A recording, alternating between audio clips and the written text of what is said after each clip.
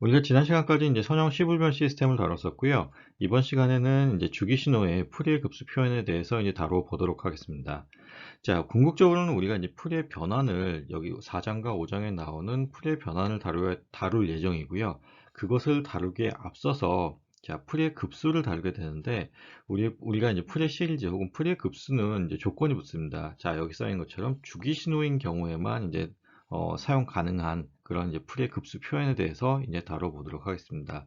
뭐 본격적으로 이제 교재에 들어가기에 앞서서 사실 교재 내용이 조금 이게 처음 도입부가 좀 친절하지가 않아서요. 그래서 도입부와 관련된 얘기를 조금 먼저 하고 넘어가도록 하겠습니다. 우리가 이제 3장에서 5장에 걸쳐서 다룰 내용은 뭐 풀이의 급수와 이제 풀이의 변환과 관련된 얘기입니다.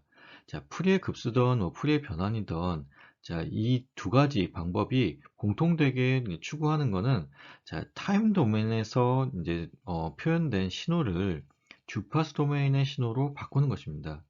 자, 그러면, 자, 우리가 이제 뭐 알아야 될 게, 신호와 어떤 주파수 혹은 프리퀀시와 관련된 얘기를 좀 미리 알면 3장부터 5장의 내용을 이해하기가 쉬울 것 같아서요. 그래서 이제 주파수와 관련된 얘기를 좀 미리 하고 넘어가도록 하겠습니다. 자, 여기 이제 첫 번째 내용이 무엇이냐면, 자, 우리가 하모니컬 릴레이티드 시그널에서 또 다뤘던 얘기인데요. 자, 주어진 어떤 신호는 우리가 뭐 여러 개의 신호의 합으로서 표현할 수 있다라고 했었습니다. 근데 자, 하모니컬 릴레이티드 시그널 같은 경우는 기본 주파수로 표현된 신호를 우리가 기본 신호로 보고 그것의 정수배로 자, 다시 주파수의 정수배, 그러니까 기본 주파수의 정수배만큼의 주파수를 갖는 자, 뭐 N차 고주파들의 합으로서 표현 가능하다라고 했었습니다. 자, 그러면 지금 여기 이제 첫 번째 그려진 이 그림을 보시면요. 까만색으로 표시된 이 선이 주어진 신호입니다. 그리고 이 주어진 신호를 우리가 기본이 되는 어떤 신호들로 나누고 싶은 건데요. 자, 근데 지금 문제는 타임 도메인에서는 이 하나의 이 파형으로 표시된 이거를 우리가 나눌 수 있는 방법이 없습니다, 사실. 자, 그러면 이거를 나눌 수 있는 방법이 있는데 그게 프리퀀시 도메인, 주파수별로는 나눌 수 있다는 겁니다. 자, 지금 까만색으로 표시된 이 신호는 여러 개의 주파수를 포함한 신호 성분인 거고요. 그래서 지금 여기 좀 약간 짙은 파란색으로 그려진 기본파가 있고, 그리고 그것에, 자, 기본파의 이제 프리퀀시를 오메가 제로라고 봤을 때요. 그 기본 주파수의 이제 두 배만큼 되는 2차 고조파의 형태로 된 여기 약간 어, 밝은 색의 파란색 신호가 있습니다. 자, 그래서 지금 여기 써 있는 것처럼 우리가 이 주기 신호, 자, 주어진 주기 신호는 자, 기본파와 제2 고조파의 합으로서 표현 가능하다. 그리고 자, 여기 이제 스펙트럼이라고 나와 있는데요. 뭐 뒤에서 다시 좀 설명을 할 텐데 지금 여기 표현된 이것이 이제 스펙트럼에 관련된 얘기입니다. 물론 지금 이제 여기는 F라고 하는 프리퀀시로 표현된 거고 방금 제가 말씀드렸던 건 이제 오메가 제로 각 진동수와 관련돼서 얘기를 한 건데 자, 뭐 지난번에도 얘기했겠지만 오메가 제로는 2파이 F와 같은 값을 갖게 되고요. 2파이 F 제로라고 표현하는 게 맞겠네요. 자, 갖게 되고 지금 기본 주파수를 1로 봤을 때 그것의 이제 2배, 그러니까 2차 고주파 형태는 그 주파수가 2가 되겠죠. 그리고 이제 3차 고주파가 있을 텐데 지금 이 신호에서는 1번과 기본 신호와 이제 2차 고주파로서 주어진 신호를 다 표현할 수 있었기 때문에 이제 3차 고주파 이상은 지금 없다라고 보는 것이죠. 자, 그러면 자, 우리가 어떤 신호를 쪼개고 싶습니다. 그러니까 나누고 싶다는 얘기입니다. 나누고 싶은데 시간 영역에서는 나눌 수 있는 방법이 없고요. 그러면 우리가 주파수 영역에서는 나눌 수 있는 방법이 있고요. 그러면 자, 우리가 이 신호를 주파수 영역에서의 신호로 표현할 수 있어야겠죠. 자, 지난번에 이제 질의응답 시간에 이제 나왔던 얘기인데요. 자, 주파수 신호로서, 자, 주파수를 표현할 수 있는 방법으로서 우리가 생각했던 것이, 자, 익스포넨셜 함수로 표현된 형태의 지수 함수, 좌표계, 그리고 자, 또 하나가 여기 있는 것처럼 사인 웨이브 형태로 표현하는 것입니다. 그것을 우리가 이제 정연파, 혹은 이제 사이누소이달, 시그널이라고 얘기를 하게 되는데요. 자, 정연파로 표현하는 가장 큰 이유는 자, 신호를 나누고 싶어서입니다. 자, 지금 이제 여기 타임 도메인에서 그려진 이 신호는 자, 시간에 대한 함수이고 그것 외에 변수가 없습니다. 자, 근데 우리가 여기 정연파로 표시하게 되면요. 총 3개의 서로 다른 어, 어떤 성질들의 곱으로서 혹은 합으로서 표현이 되게 되죠. 그 대표적인 게 자, 진폭, 그리고 주파수, 위상과 관련된 얘기를 할 수 있습니다. 자, 지금 보시면 이제 시간 t에 대한 함수로서 이제 표현이 되어 있는데요. 그 앞에 붙어 있는 오메가 제로가 지금 이제 주파수에 해당되는 부분이고, 오메가 제로와 이 파이 f 제로는 지금 같은 표현인 거죠. 그리고 뒤에 붙어 있는 이 파이가 이제 위상, 그리고 앞에 붙어 있는 a가 지금 매그니튜드 혹은 진폭에 해당되는 겁니다. 자, 그래서 지금 보시면 이제 아래쪽에 표현된 이 그림이 사이누소이달 형태의 파형을 그린 거죠. 파형을 그렸고요. 이 파형 같은 경우는 이제 주기함수이고 계속해서 그려주는 그 패턴이 이제 반복되는 패턴이 나타나는 거죠. 그래서 자, 여기 쓰여진 것처럼 그냥 이렇게 반복되는 시간축에서의 그래프는 자, 효율적으로 표현되지 않는다라는 것입니다. 자, 그러면 이제 이것을 효율적으로 표현하기 위해서 이제 위에서 봤던 것 같이 어떤 주파수 성분들이 포함되어 있는 신호인지를 자, 그리고 더 중요한 거는 기본 주파수, 기본 신호의 어떤 정수배의 값을 가지는 주파수 성분들의 합으로서 표현한다는 것이죠. 그래서 자, 지금 여기 스펙트럼이 하는 얘기는 이렇습니다. 지금 여기에 그려진 이런 형태의 그림에서 자, 스펙트럼을 보게 되면 추가적인 정보를 더 가질 수 있는 게요. 지금 오메가 제로 혹은 F 제로라고 하는 혹은 EF 제로라고 하는 지금 이제 주파수 성분이 얼마만큼의 웨이팅 값을 갖고 있는지를 보여주는 겁니다. 지금 이것만 놓고 보면 자, 이 그림을 놓고 보면 자, F0가 그러니까 F0에 해당하는 성분이 A만큼 있는 거죠. 그리고 이 F0에 해당하는 성분이 지금 B만큼 있는 겁니다. 그러면 자, 기본 주파수에 해당하는 기본 신호에 해당하는 것이 지금 A만큼 있다라고 보면 되는 거고 그것의 이제 제2 고조파 성분이 이만큼 있다라는 것입니다. 만약에 이게 2라는 값이고 이게 1이라는 값이면 기본 주파수의 성분이 2배만큼 더 있다라고 얘기할 수 있는 거죠. 자, 이와 같이 추가적인 정보를 더 많이 얻을 수 있는 것이 지금 정연파 표현입니다. 자, 그래서 다시 얘기하면, 자, 지금 보시면 이제 진폭은 우리가 이때까지 많이 다뤘지만, 그래도 다시 한번 마지막으로 강조를 하면, 진폭은 자, 이 반만큼, 그러니까 전체를 다 잡는 게 아니고요. 이게 진폭에 해당되는 겁니다. 그리고 지금 여기 어떤 점에서부터 그게 다시 반복되는 점까지의 시간을 우리가 주기 t로 나타낸다라고 하면 자, 기본 주파수 f0분의 1이 자, f0분의 1이 지금 주기에 해당한다는 거 이거 반드시 좀 기억하셨으면 좋겠습니다. 자, 그래서 이제 방금 전에 봤듯이 이제 주파수 영역에서의 이제 스펙트럼이라는 것을 이제 조사하게 되는데요. 자, 이제 스펙트럼이라는 것은 여기에 쓰여진 것처럼 자, 정연파를 주파수의 함수로 자, 원래 시간의 함수로 표현되어 있던 건데 그렇지 말고 주파수의 함수로 취급하여 주파수 축 상에 자, 진폭과 위상을 나타내는 것이다. 그래서 지금 보시면 진폭에 대한 스펙트럼이 있는 거고요. 지금 위상과 관련된 스펙트럼이 있는 겁니다. 자, 그래서 지금 예를 들면 xt라는 신호가 a 곱하기 코사인 오메가 제로 t 플러스 파이라고 표현되어 있다라고 생각해 보겠습니다. 우리가 방금 전에 다루었던 그 식과 동일한 식이고요. 자, 이거를 우리가 지금 a 코사인 2파이 제로 t 플러스 파이로 이제 써도 되겠죠. 자, 그러면 이제 우리가 생각할 수 있는 게 오일러 공식을 이용해서 우리가 자, 지수함수로 표현된 신호와 사이누소이달 형태의 신호 사이에 변환이 가능하다고 했었습니다. 그러면 지금 여기 코사인 형태의 신호가 있으니까 이거를 우리가 자, 오일러 공식을 이용해서 지수함수적으로 표현을 바꿀 수 있는 거죠. 그래서 보시면 지금 여기 2a 곱하기 익스포넨셜 j 파이 곱하기 익스포넨셜 j 오메가 제로 t 플러스 자 2분의 a 곱하기 익스포넨셜의 마이너스 j파이 곱하기 익스포넨셜의 마이너스 j 오메가 제로 t로 표현이 가능합니다. 지금 이것의 지금 오일러 공식에 의한 변환이 된 거죠.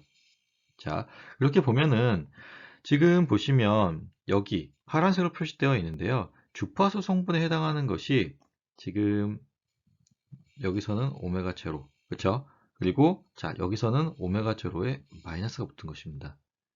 자, 그래서 지금 보시면 매그니튜드 입장에서는 2분의 a로 동일합니다.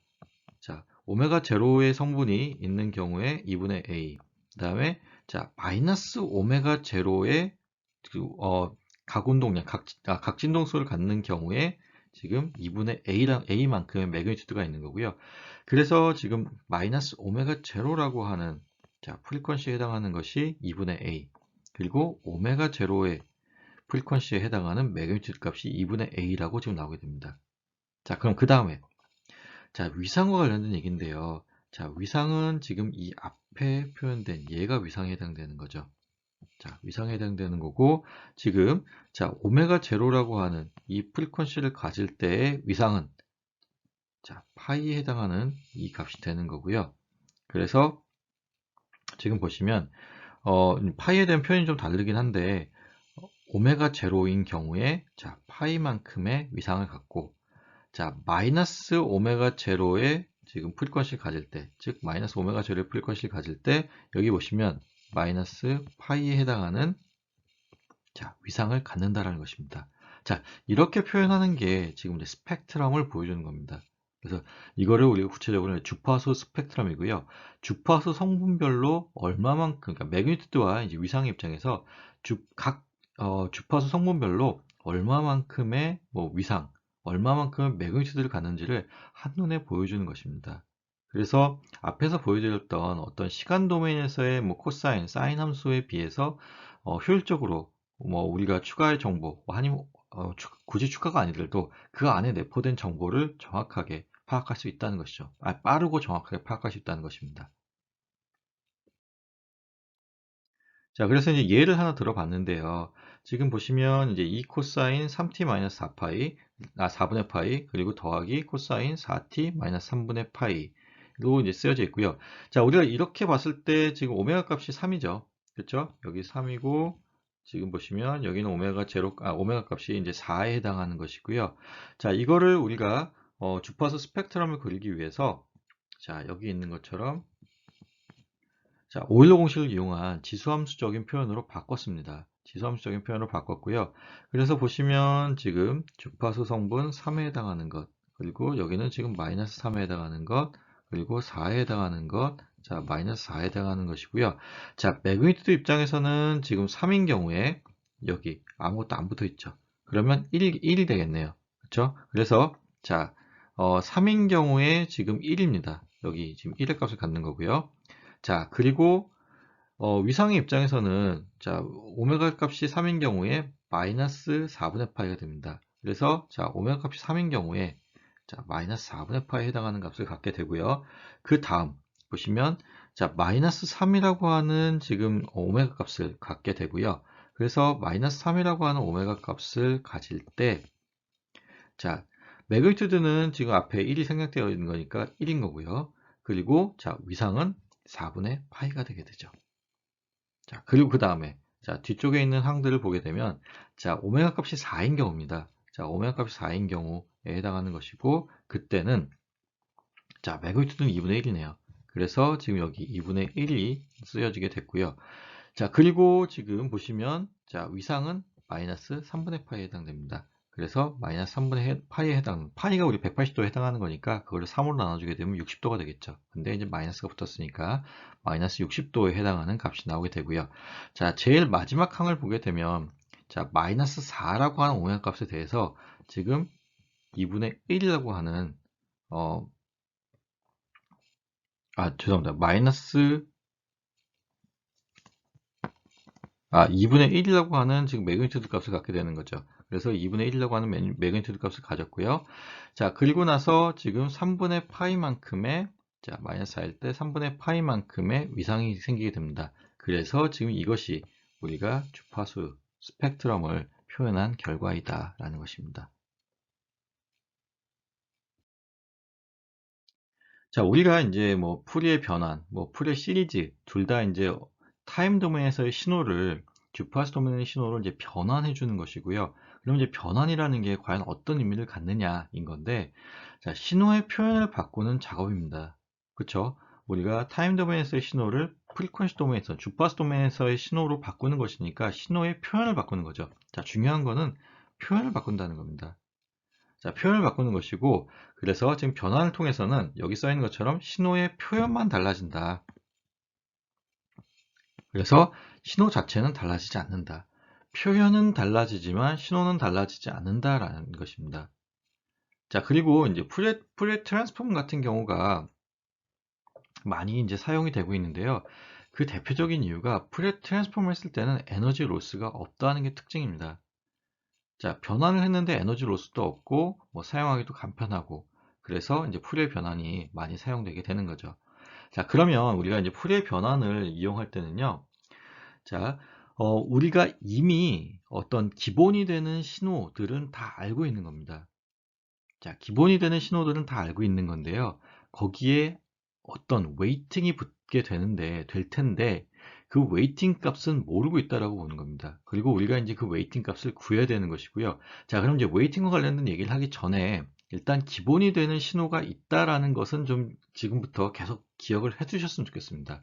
자, 풀이의 변환을 하는 데 있어서, 그러니까 주파수 도메인상에서 우리가 뭐 신호를 표현하는 데 있어서 일단은 기본이 되는, 여기 이제 베이시스라고 하는 기저 신호가 이제 정해져 있는 거고요. 이거는 미리 정해져 있는 겁니다. 뭐 프리퀀시 값이 정해지면 이미 기저 신호는 뭐 사인과 코사인의 합으로서 이제 미리 정해져 있다라는 것이고, 자, 미리 정해져 있는 그 기저 신호에 우리가 웨이팅을 곱함으로써 우리가 주어진 혹은 우리가 원하는 신호를 표현 가능하다는 겁니다. 자, 그래서 여기 쓰여져 있는 것처럼, 자, 신호의 표현을 바꾸는데 바탕 역할을 하는 기본 신호입니다. 그거를 우리가 베이시스 혹은 기저 신호라고 얘기를 하고요.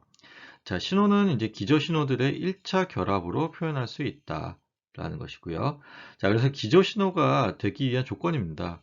자, 기저 신호로서 이제 쓸 수 있으려면 뭐 형태가 단순해야 되고, 당연하죠. 기본 신호이기 때문에 형태가 너무 복잡하면 안 되겠죠. 그것에 이제 어떤 변형된 형태로 우리가 써야 되는 거기 때문에 일단은 가급적이면은 간단한 신호가 좋다는 겁니다. 그래서 형태가 단순해야 되고, 자, 신호의 표현을 구하기가 일단 쉬워야 된다. 자, 그리고 두 번째에서 이제 다양한 폭넓은 신호들에 대해 표현이 가능해야 된다라고 이제 쓰여져 있고요. 자, 그리고 이제 세 번째 같은 경우는 표현된 신호에 대한 시스템 응답이 편리하게 표기될 수 있어야 한다라고 되어 있습니다. 그리고 네 번째 같은 경우는 한 주파수에 대해 하나의 기본 신호만 존재한다라는 것이고요. 자, 그러면 이제 우리가 뭐 지금 방금 전에 봤었던 정현파는 과연 여기서 얘기하는 이 기저 신호의 조건에 맞는지에 대해서 지금 정리가 되어서 쓰여져 있는 거고요. 그래서 이제 4번 성질 같은 경우가 만족된다라는 게 오직 하나의 주파수만 갖게 되죠. 그렇죠? 기본 주파수는 이미 오메가 제로라고 하는 혹은 F 제로라고 하는 기본 주파수를 갖는 신호를 우리가 기본 신호로 정했기 때문에, 자, 하나의 주파수 성분이 하나의 기본 신호만 뜻하게 됩니다. 자, 그리고 파형이 단순하고 뭐 직교성을 지닌다. 그리고 다음에 이제 풀이의 급수 변환에 대해서 뭐 광범위한 신호의 표현들이 가능해진다. 그리고 정연파 입력에 대해서 출력은 그 크기와 위상만 달라진다라는 것이죠. 자, 오메가 값은 고정되어 있는 겁니다. 자, 이게 이제 맨 마지막에 이제 성질이 뭐 잘 이해가 안 되는 경우들이 있는데, 일단 우리가 기본 신호들은 이미 짜여져 있다라고 했고요. 그거는 이미 우리가 알고 있는 정보입니다. 알고 있는 정보고, 그 기본 신호들, 뭐 기본 신호가 있고, 제가 지금 기본 신호라고 얘기하는 거는 기본 신호 외에 이제 고조파 신호들도 다 포함하는 얘기이고요. 자, 그렇다고 하면은 오메가 제로라고 하는 기본 주파수를 갖는, 혹은 뭐 F 제로도 마찬가지고요. F 제로든 오메가 제로든 어쨌든 기본 주파수를 갖는 신호가 있을 거고, 그것의 뭐 정수배, 뭐 2배, 그다음에 뭐 N배의 그런 프리퀀시를 갖는 신호들이 이제 고조파 신호로서 같이 존재하게 되죠. 자, 그러면 지금 이것들은 고정되어 있는 겁니다. 이미 정해졌고 그것은 바뀌지 않는 기저신호에 해당하는 것이고요. 거기에 바뀌는 건, 자, 여기서 얘기했듯이 크기, 매그니튜드와 위상은 달라진다는 겁니다. 자, 그러니까 주파수는 바뀌지 않는 거고요. 그게 이제 기본 신호이기 때문에 주파수는 이미 다 짜여져 있는 거고, 거기에 크기와 위상, 즉 이제 웨이팅 값들, 그리고 이제 뭐 어떤 딜레이 성분들만 추가적으로 바뀔 수 있다라는 것입니다. 자, 그럼 다음으로 넘어가도록 하겠습니다. 그래서 이제 뭐 풀이의 급수에 대해서 이제 먼저 다룰 거고요. 우리가 이제 3장에서 다룰 예정인 게 이제 풀이의 급수인 거고, 4장과 5장에서 이제 풀이의 변환인데, 자, 연속 시간에서의 풀이의 변환과 이제 이산 시간에서의 풀이의 변환을 이제 따로따로 분리해서 이제 표현해 놨습니다. 분리한 이유는 그 이제 수학적인 표현이 좀 달라서 그런 거고요. 뭐 대부분의 내용에 대해서는 뭐 많이 유사합니다. 근데 이제 우리가 앞에서 다뤘던 것처럼 이산 시간에서는 의미가 있는 구간이 2파이 구간 안에서만 신호가 의미를 가지죠. 그렇기 때문에 이제 나누었을 때, 그러니까 이산 시간과 연속 시간을 비교했을 때 차이가 나는 부분이 거기서 생기게 됩니다. 풀이의 변환에서요. 자, 근데 지금 우리가 다룰 예정인 거는 일단 풀이의 급수입니다. 풀이의 급수이고, 풀이의 급수를 우리가 전개하기 위한 가장 큰 그러니까 전제 조건은, 자, 주기 신호라는 것입니다. 자, 주기 신호에 대해서는 우리가 풀이의 급수 사용이 가능하고요. 자, 비주기 신호에 대해서는 풀이의 급수를 원래는 쓰지 못하는 건데, 자, 근데 뭐, 우리가 4장과 5장에서 다룰 예정이지만, 뭐, 쓸 수도 있습니다. 우리가 주기를 무한대로 가정한 경우에, 뭐, 쓸 수 있다라고 지금 되어 있습니다. 뭐, 어쨌든 그런 특수한 경우를 제외하고, 뭐, 주기가 무한대인 그런 경우를 제외하고, 자, 유한한 주기를 갖는 경우에, 우리가 이것을 이제 풀이의 급수로서 이제 전개가 가능하다라는 것이고요. 자, 지금 신호가 이렇게 쓰여져 있으면 이 캐피탈 T로 쓰여진 대문자 T가 이제 주기에 해당되는 것이죠. 그리고 이것에 대한 이제 주파수 영역 표현, 그러니까 자, 이 신호에 대한 주파수 영역 표현을 구하는 것이 풀이의 급수입니다. 자, 그래서 여기 쓰여진 것처럼 뭐 주기 신호를 직교함수, 그리고 이제 뭐 기저 로서 표현한 것, 방금 전에 얘기했던 것처럼 이제 베이시스 형태의 어떤 웨이팅이 곱해진 형태로서 표현한 것이고요. 자, 그리고 이제 무한급수 형태가 당연히 될 테죠. 되기 때문에 수렴 조건에 대한 조건이 뭐 반드시 필요하다라고 되어 있는데, 나중에 이거는 이제 교재 내용을 다루면서 하도록 하겠습니다. 뭐 그냥 지금 여기서 얘기하면 뭐 디일리트 조건이라는 것이 있고요. 그것이, 자, 이 무한급수가 풀이의 급수가 수렴하기 위한 조건입니다. 자, 그리고 이제 마지막에 빨간색으로 표시된 이 내용이 중요한 거고요. 자, 주기 신호는 같은 주기를 갖는 정연파와, 자, 같은 주기를 갖는 정연파와 그것을 우리가 기본파라고 얘기를 하게 되고요. 이 정연파의 정수배 주파수, 자, 이게 지금 N차 고조파에 대한 얘기죠. 자, 정수배 주파수를 갖는 정연파들의 합으로서 표현 가능하다. 그러면 다시 얘기하면, 자, 주기 신호는 여기 쓰여진 것처럼, 자, 기본파와 고조파의 어떤 리니어 컨비네이션으로서 표현 가능하다는 것입니다. 자, 그래서 지금 여기 밑에 보면 XT라는 신호가 주어졌는데, 자, 직류라고 하는 성분이 있습니다. DC 성분이고요. 자, 직류는 우리가 진동수가 0인 거죠. 자, 진동수 0에 해당하는 어떤 값을 우리가 이제 직류 성분이라고 얘기했고, 지금 A0라고 하는 값이 직류에 해당하는 값입니다. 지금 오메가 값이 안 쓰여져 있죠. 그리고 얘는, 자, 오메가 값이 있다는 얘기는 시간에 대해서 값이 변화한다는 얘기일 텐데, 지금 얘는, 그러니까 지금 여기 있는 이 A0라고 하는 거는 상수이기 때문에 시간에 대해서 변화하지 않고 일정한 값을 유지하게 됩니다. 우리가 마치 회로에서 다루었던 그 직류 전원과 같은 얘기입니다. 자, 직류 전원의 정의가 시간과 무관하게 같은 전압 혹은 같은 전류를 공급하는 전원 장치를 우리가 직류 전원이다라고 했습니다. 자, 그리고 자, 직류 성분과 지금 보시면 이제 기본파, 그러니까 기본적인 이제 코사인항과 이제 사인항의 합으로 표현될 텐데, 기본파라고 하는 거는 이제 그 뭐 우리가 K 오메가 제로의 형태로서 주파수를 표현할 수 있다고 하면 이 K 값이 1인 경우에 해당되겠죠. 자, 그리고 이제 고조파들입니다. 하나가 아니라 여러 개가 있을 수 있기 때문에 고조파들의 합으로서 우리가 XT를 표현 가능하다라는 얘기고요. 자, 그래서 지금 보시면, 자, 코사인항과 사인항에 대한 합으로서 지금 표현이 됐고요. 지금 AK라고 하는 것이 지금 웨이팅 값입니다. 그리고 BK라고 하는 것도 웨이팅 값이고요. 지금 코사인, 지금 보시면 코사인 오메가 제로 T라고 하는 기본 신호의 어떤 웨이팅 값 A1이 곱해진 형태, 그리고 거기에 A2의 뭐 코사인, 자, 2 오메가 제로 T 뭐 점점점 이런 것들이 계속 곱해진 형태인데, 자, 지금 다시 강조하는데, 지금 여기 오메가 제로라는 게 주어지고 나면 이 오메가 제로 t라고 하는 것도 우리가 주어진 거로 보아야 됩니다. 그럼 이제 달라지는 거는, 자, 이 앞에 있는 웨이팅 값은 달라진다는 거죠.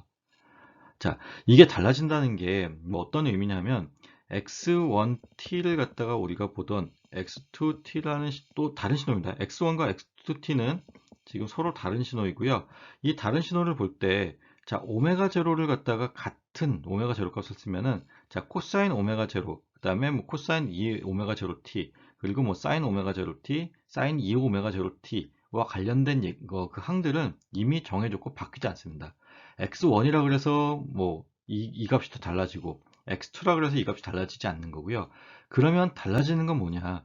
x1과 x2가 서로 다른 신호라고 한다면, x1과 x2에서 달라지는 것은, 자, 이 앞에 붙어 있는 이 개수, 웨이팅 값의 차이에 의해서 x1과 x2의 신호 값이 달라지는 겁니다. 그래서 여기 보시면, 자, 각 항의 개수를 구하는 것이 관건이다 라고 되어 있고요. 그래서 우리가 3장에서 다룰 뭐 가장 중요한 얘기 중에 하나는 뭐 풀이의 급수를 전개하는 것이고, 그 전개했을 때 이 개수들의 값을 우리가 실수하지 않고 잘 구하는 게 일단 필요합니다. 자, 그래서 자, 우리가 풀이의 급수를 이제 전개를 할 거고, 풀이의 급수에서 우리가 다룰 내용들은 각 항의 개수를 구하는 것이다 라는 것입니다. 자, 그리고 자, 주기 신호를 우리가 다룰 예정이다. 적어도 3장에서는요. 자, 이제 뭐 기본이 되는 내용들을 이제 마쳤고요. 자, 3장에서 이제 우리가 다룰 이제 교재와 관련된 내용들이 이제 시작되었습니다. 그래서 지금 보면은 프리 시리즈라고 하는 것은, 자, 여기 써 있는 것처럼, 자, 일단은, 자, 주기 신호, periodic 시그널에 해당되는 것이고요. 자, 어떤 것들은 이제 리니어 콤비네이션을 한 것이 지금 이제 프리 시리즈가 된다는 것인데, 자, 여기 쓰여진 것처럼 harmonically related 된 basic 시그널. 자, harmonically related라는 의미는 주파수 성분들이 오메가 제로라고 하는, 혹은 F 제로라고 하는, 자, 기본 주파수의 정수배로서 표현이 가능한 그런 신호들을 갖다가 우리가 harmonically related 되었다라고 하고요. 그리고 그런 신호들을 우리가 베이직 시그널로 보겠다라는 것입니다. 자, 오메가 제로값 혹은 F 제로 값이 주어졌을 경우에 이 지금 하모니컬 릴레이트 시그널 성분들은, 자, 우리가 웨이팅만 빼고는 다 알고 있다라고 보시면 됩니다. 자, 그러니까 매그니튜드 값과 그 이제 위상 값을 제외하고는 다 알고 있다라고 보시면 되고요. 자, 그래서 이제 3.2의 내용은, 자, 이제 시작이 뭐냐면, LTI 시스템은 이제 뭐 당연히 우리가 지금 앞으로 계속 다룰 시스템에 대한 얘기고요. 자, 이제 컴플렉스 익스포넨셜이, 자, 입력으로 들어갔을 때의 LTI 시스템입니다. LTI 시스템에 여기 보시면 이제 응답을 구하는 것이고요. 자, LTI 시스템이면서 지금 이제 Continuous Time Signal인 경우를 이제 먼저 볼 거고요. 자, 그때에, 자, 컴플렉스 익스포넨셜 인풋으로서 지금 우리가 이 두 개의 표현을 할 수 있죠. 뭐 사실 뭐 익스포넨셜 ST나 익스포넨셜 J 오메가 T나 마찬가지입니다. 마찬가지 얘기이고요. 지금 우리가 이제 S라는 이 도메인이 뭐 어디서 나왔는지는 다 잘 기억이 나시겠죠? 당연히. 자, 우리가 라플라스 트랜스폼에서 다루었던 게 S도메인이었습니다. 그리고 그 S도메인은 분명히 이제 복소수 평면상에서의 값을 얘기하는 거였고요. 자, 그러면 지금 여기 있는 J 오메가가 지금 S 자리에 대신 들어간 거죠. 그리고 자, 결과적으로는 이 S가 들어간 이것이 라플라스 트랜스폼의 결과를 유도하는 이제 신호가 되는, 인풋 신호가 되는 거고요. 익스포넨셜 J 오메가 T 같은 경우는 지금 푸리에 트랜스폼을 유도하기 위한 입력 신호가 됩니다.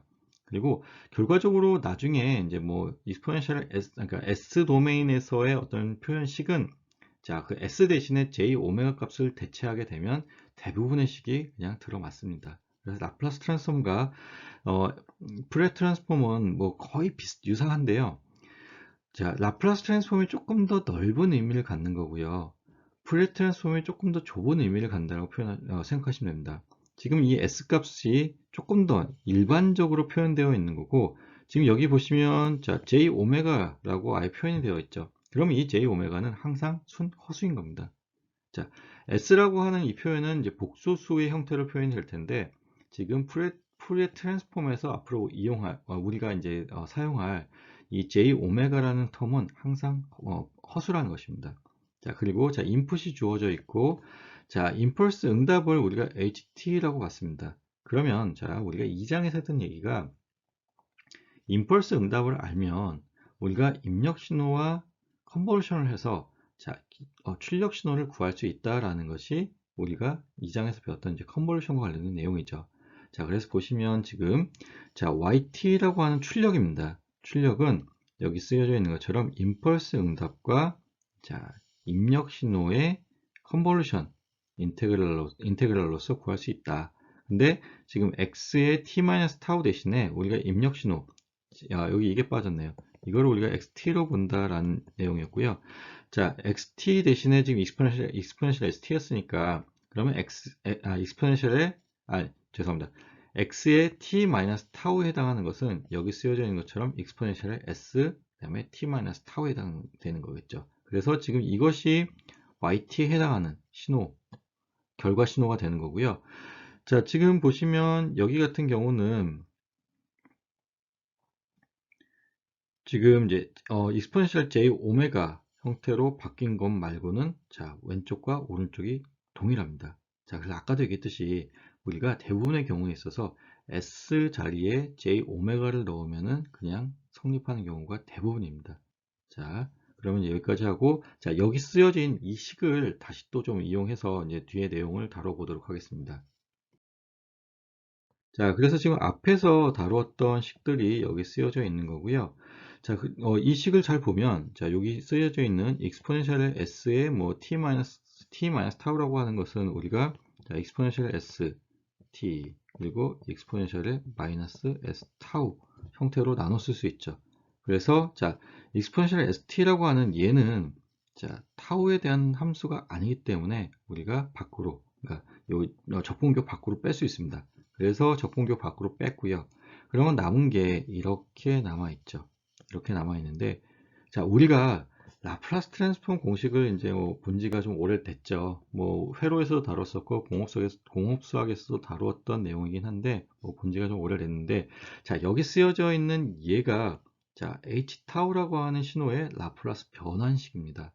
그래서 자, 우리 타임 도메인에서의 이제 임펄스 응답을 자, 라플라스 변환을 해서 지금 여기 보시는 것과 같이 이렇게 뭐 hs라고 하는 것으로 표현할 수 있고, 자, s 대신에 이제 j 오메가로 대체하게 되면 여기 보시는 것처럼 j 오메가, 여기도 j 오메가로 대체할 수 있고요. 그렇게 되면 자, 결과적으로는 식이 yt라고 하는 식은 hs의 exponential st 그리고 다시 표현하면 h의 j 오메가의 exponential의 j 오메가 t에 해당하는 값이 나오게 된다라는 것입니다. 자, 이거 이해 잘 되셨으면 좋겠습니다. 자, 그랬을 때 여기 지금 이 신호의 변화, 결과 신호의 변화는 입력 신호와 지금 여기 hs라고 하는 이 식의 혹은 이 함수의 자, 매그니튜드에 해당하는 값만 찾아내면 이 신호의 변화를 알아낼 수 있는 거죠. 자, 결국 이 신호의 변화를 만들어 주는 것은 이 HS라고 하는 것은 이제 매그니튜드 성분이다라는 것입니다. 여기도 마찬가지고요. 그래서 우리가 이제 뭐 전달함수라는 것을 이제 프리퀀시 도메인에서 정의를 했었죠.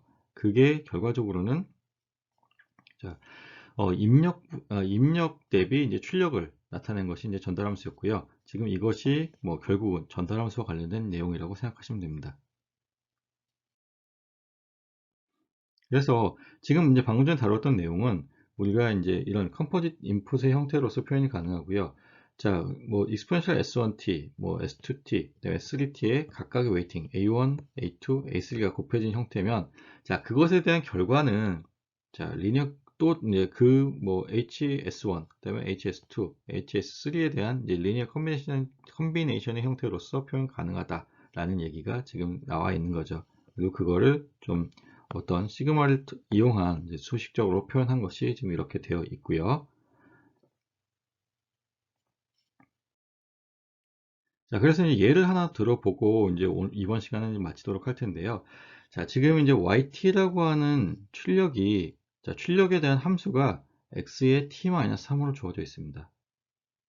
자, 그리고 지금 xt라고 하는 입력 신호를 exponential jet로 주어졌습니다.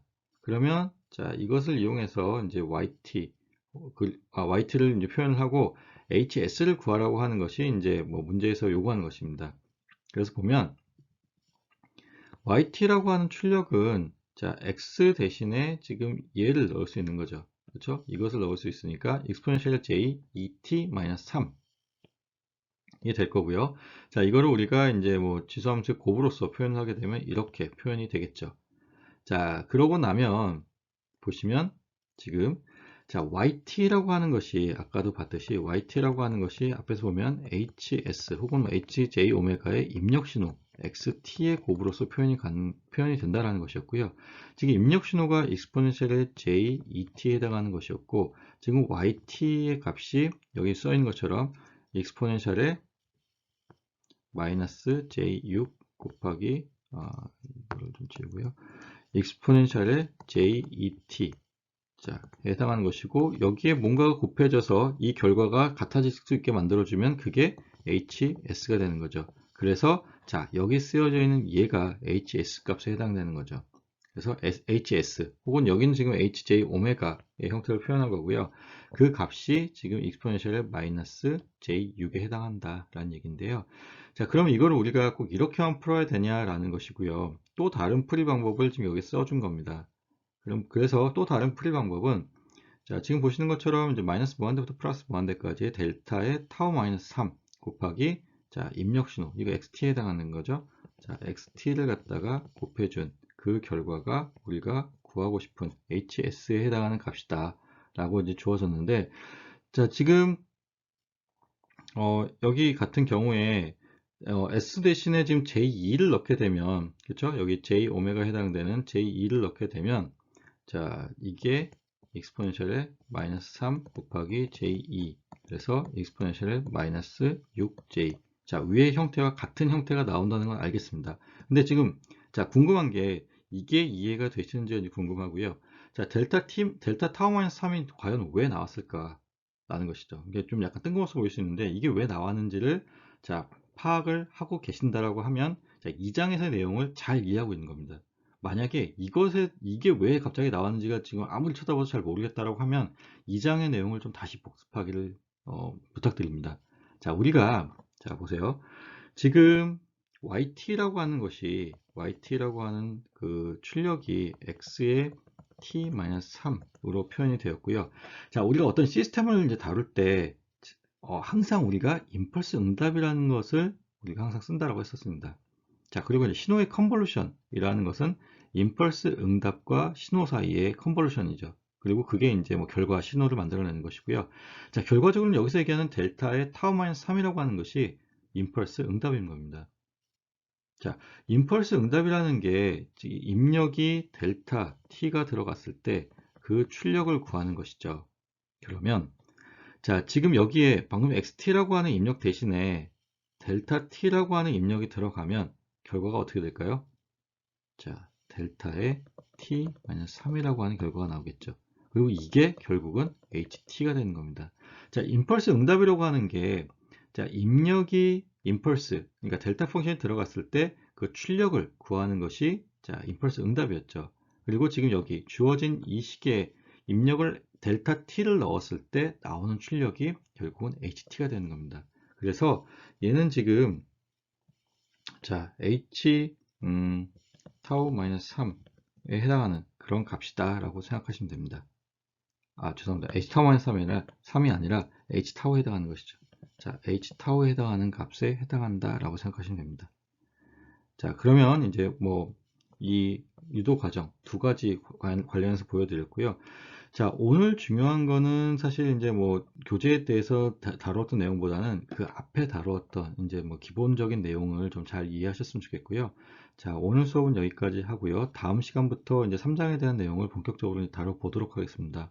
근데 이제 3장 내용이 좀 양이 많습니다. 많은 이유가 자, 3장에서 잘 다루어서 4장과 5장에 내용들이 그냥 이해가 될 수 있을 만큼 다뤄야 되기 때문에 3장이 내용이 되게 많고 대신 4장과 5장의 내용이 좀 비교적 양이 적습니다. 그래서 3장 내용을 또 중요하게 잘 이해하셨으면 좋겠습니다. 자, 그럼 오늘 수업은 여기까지 하겠습니다. 수고하셨습니다.